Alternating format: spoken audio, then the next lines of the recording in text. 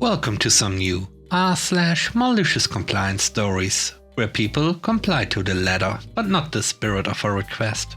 I hope you had a great day. Thanks for all the likes and comments on the last video. If you would like to support this channel, please hit the like button and consider subscribing if you enjoy the content. And now, let's start with the first story. It's called No Receipt.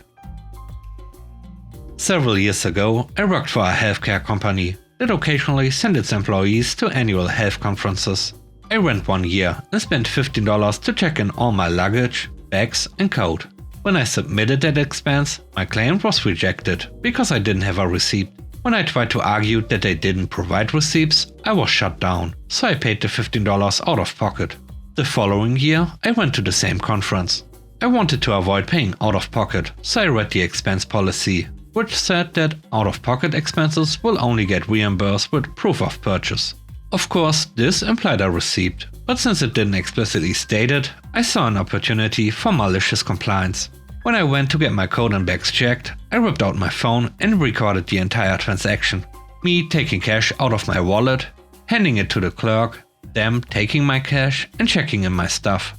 I even added a title card with proof of purchase for bag check at conference on date. Thanks for watching outro and added some corporate music on top of it. My manager thought it was hilarious.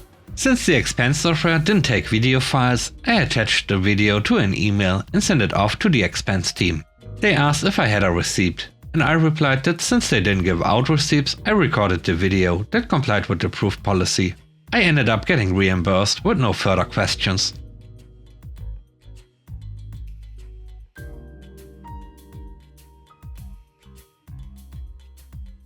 The next story is called Crazy Employer. Just before 2020, I worked for a small telecom company that did contract work for a national cell carrier. We'll call them Crab Inc. and Big Wireless. I was hired on as a full-time employee for Crab Inc. along with every other technician, and we were not contractors. I was good at my job. I've been in the field for over 20 years, so I knew my stuff, and most problems were easy enough to troubleshoot and repair. But sometimes we needed a second tech to help out with bigger issues that are understandable in our field. Crab Inc. was shady, unbeknownst to us at the bottom of the ladder, but we were about to find out. About 4 months in, new orders came down the chain that from henceforth we were to double trips on every ticket. This meant we had to drive out with no parts, assess a problem, then make a return trip with parts to fix it. 2 trips equal double pay for the company, even on simple things like pushing a reset button. 2 trips, no excuses.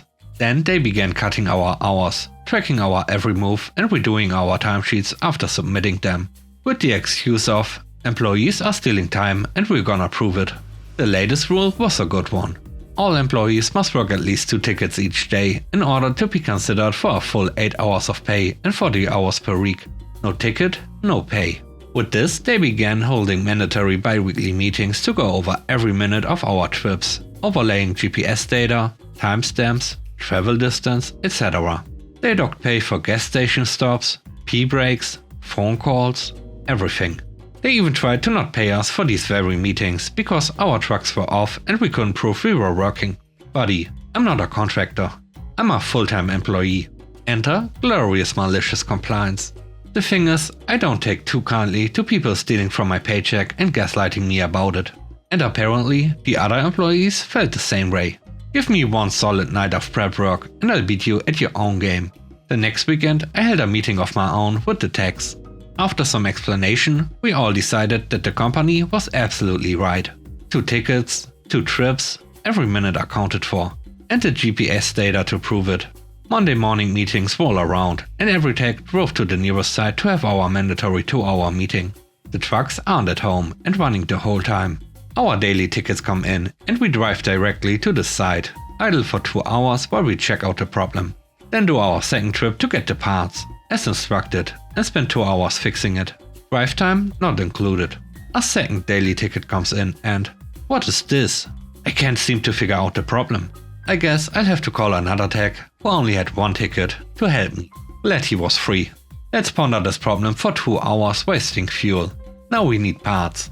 Looks like we both have to go get them. Return trip complete. Another 2 hours to fix the problem. Hey boss, Grab Inc. owes Everytech 64 hours of work this week. Let's check the math and GPS logs just to be sure. Oh, and for some reason the fuel expenses went up. But at least we have the GPS data you need for our extremely accurate PowerPoint presentation.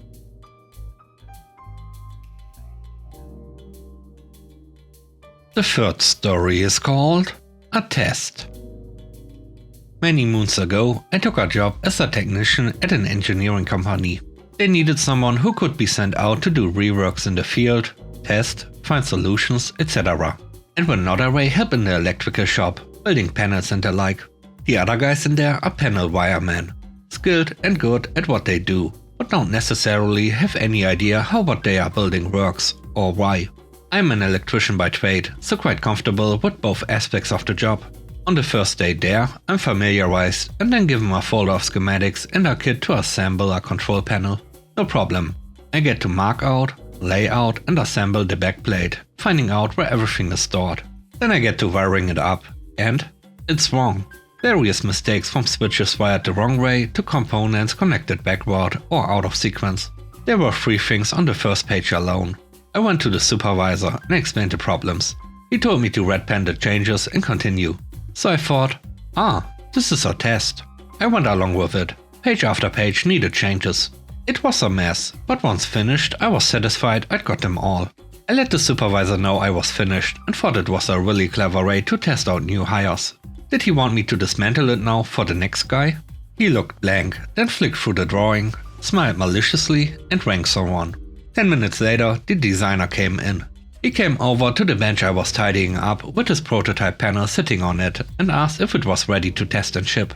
My turn to look a little blank, as I thought it was the test rig. I said something along the lines of, "You are actually going to use it?" Up pops the supervisor with the schematic covered in red ink and a malicious grin. He was happy to explain to the design engineer that there were so many screw-ups on his schematic that I thought they were testing me. That supervisor was delighted to get to throw things back at the design office, and that particular design engineer has been a regular problem. The next story is called Big Boss's Son. Some 14 years ago, I was working my first job out of high school. I was working as a phone operator over the summer for social services. At the time, I was happy about the job, but I also felt somewhat guilty for getting it, as my boss's boss just so happened to be my mother. It wasn't mentioned in the interview, but I could clearly tell the person interviewing me knew, as she was rather advertising herself and her department than actually interviewing me. This led to me going in with a determination to not only prove myself but to excel at what I was doing.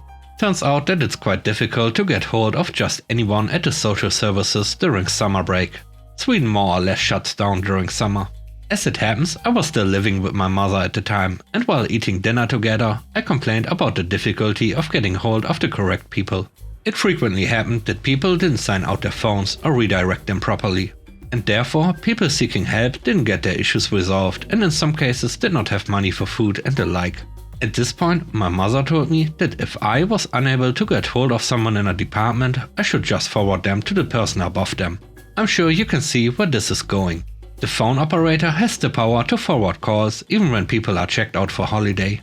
I figured that since my mother was the top dog, I would just forward the calls to her if I was unable to help people get their issues resolved. Turns out that my mother doesn't much enjoy working on her holidays. And she really didn't enjoy the reason for her having to work was that people didn't pick up their phones when they were supposed to. This lovely piece of malicious compliance lasted for a whole 2 days. Turns out that people get a lot better at picking up their phones when they either pick it up or get hunted down by the top boss who's currently on holiday. 2 days later, a very serious looking delegation showed up at my tiny telephone operator's office with a list of who would be available at what hours of the day, and who was a backup for who in case the line was full or the first one for some reason failed to pick up. Turns out people get a lot better at their jobs when they realize that their boss's son is the one watching them, talking to all their clients and gossiping with the top boss over dinner. When I spoke with my mother after the fact, it turned out that she did not expect me to start using her as the backup train for all the calls that couldn't be connected properly. Also turns out she enjoys her time off, and after the calls I forwarded to her, she would call the person who the call should have gone to herself and ask why things weren't working as intended. Seems that piece of news spread like wildfire.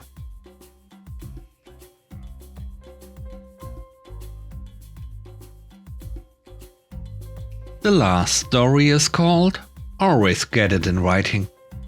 I used to work as a spare parts estimator for a fairly niche industry. My job was essentially to work out what parts of our main product the customer wanted, find out how much it would cost us to make, add a little markup and send them a quote. My boss was pretty strict on traceability, so everything needed to be recorded, including why a certain markup had been applied to a particular product. The normal value of these quotes is somewhere between £200 and a few $100,000.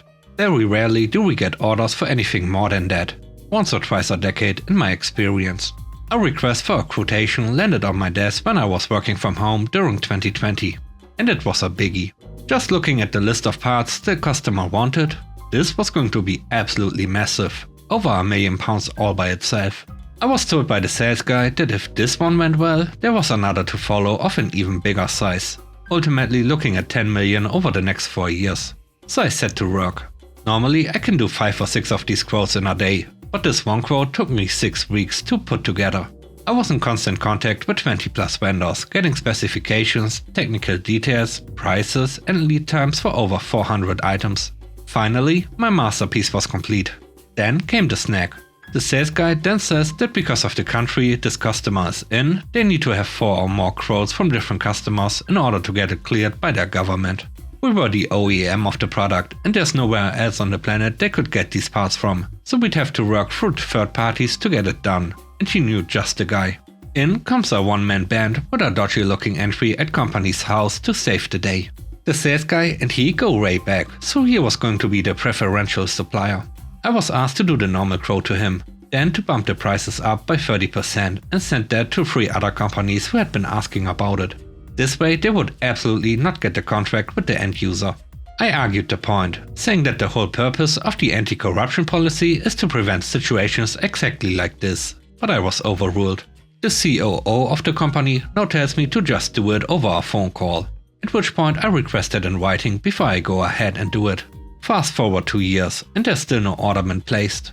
Then I found out through a different sales guy that the one-man band has been put on a blacklist by this country's government over this project. The other 3 companies have been turned down, and the end user is asking other companies to come in and take our product out and replace it with their own. A huge investigation is called for by senior management. My quote is ripped to pieces and examined in microscopic detail. And then the question gets asked. Why did you give different prices to these other 3 when you knew it was all to do with anti-corruption? We should fire you. That's millions of pounds of orders you've lost us. Out comes the email from my little black book. On the desk it goes. Everyone suddenly gets very quiet. And the COO starts packing his desk in a box the next week. And the moral of the story is, if someone tells you to do something borderline illegal, make sure to get it in writing. And with that, we end today's video. Let me know what you think about the stories. On a scale of 1 to 10, how would you rate the stories and today's video?